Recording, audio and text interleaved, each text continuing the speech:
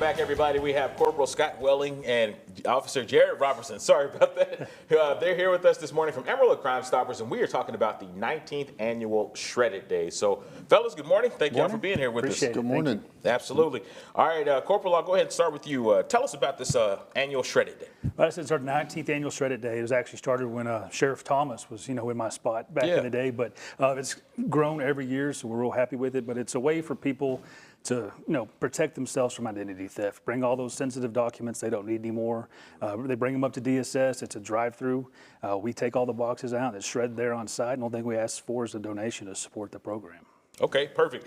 Now, Officer, why is it important to shred up these documents as opposed to just, throwing them in the trash? A lot of this documentation has personal information on it, social security numbers, birth dates, stuff like that. And we have a lot of people that just throw them in that box, and every year they come and see us. Yeah. They bring all that information to us, and then we're, like Corporal Welling said, we're there, we shred it on site, and we'll take care of it for you. Okay.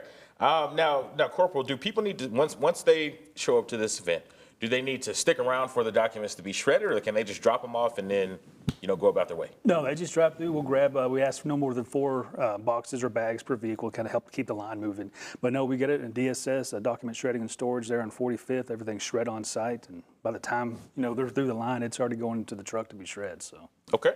All right. And Officer, talk about date, time, location, and what kind of documents are y'all accepting? So this Saturday, April 11th, we're from 10 to 2. Like Corporal Welling said, we're at DSS at 2727 South Virginia, or Southwest 45th. Mm-hmm. If you'll bring credit card, tax documents, anything like that, anything that you want to shred, bring it to us. Okay.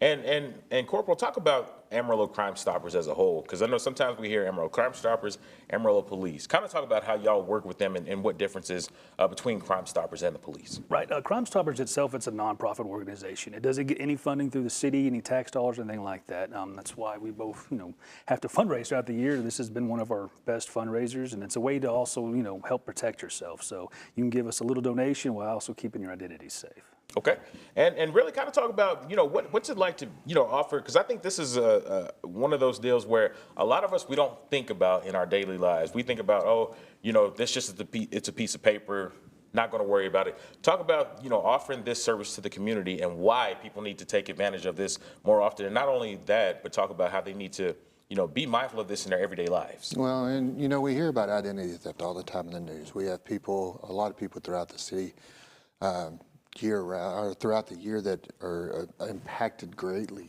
by identity theft. And this is just a service that we provide both from Amarillo Crime Stoppers and Student Crime Stoppers of Amarillo, just for us to be able to, give the citizens a little extra protection, a little extra security to get that information shredded for them and taken care of.